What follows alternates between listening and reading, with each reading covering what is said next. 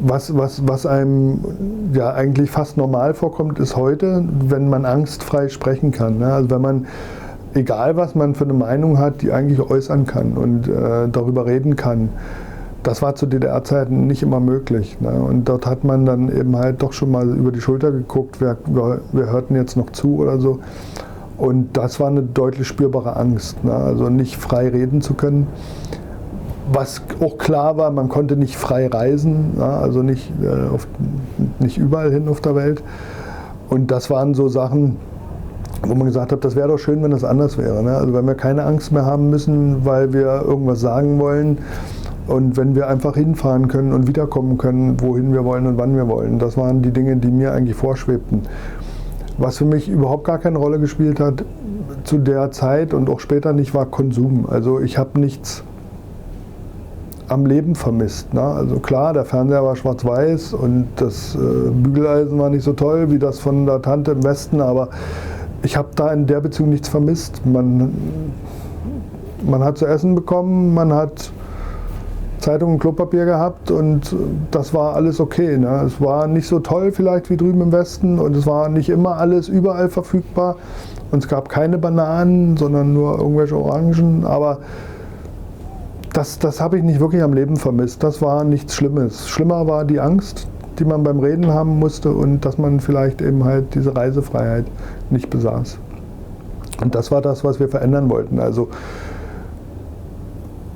und diese Mitbestimmung, ne? Also dass man darüber mitbestimmen darf, wie wollen wir denn da hinkommen, das gehört ja dann dazu. Ne? Also nicht nur das freie Reden über etwas, sondern dann eben halt auch daran teilhaben dürfen, es zu gestalten. Und das war ja auch nicht gegeben.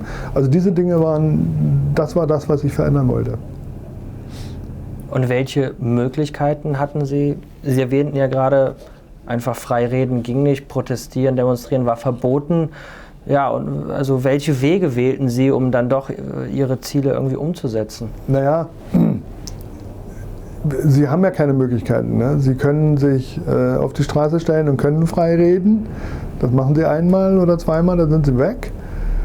Oder Sie müssen versuchen, im Bekanntenkreis zu wirken. War auch nicht immer ganz ungefährlich, weil Sie wussten ja nicht, wer von Ihren Bekannten ist denn bei welchem Verein. Ne?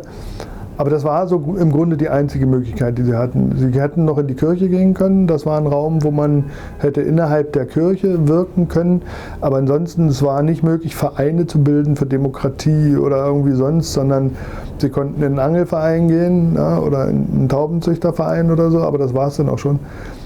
Viele große Möglichkeiten waren da nicht. Sie waren gezwungen, in der Illegalität im Rahmen ihres Wirkungskreises eben halt dort, der sich dann bei uns eben halt auf bedrucktes Papier beschränkte, zu wirken und im persönlichen Gespräch. Ansonsten waren die Wirkungsmöglichkeiten begrenzt.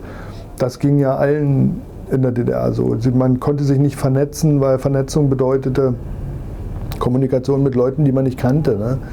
Und das war immer gefährlich und deswegen waren dort die Wirkungskreise waren extrem begrenzt, aber im Rahmen dieser Kreise hat man halt versucht, was man konnte.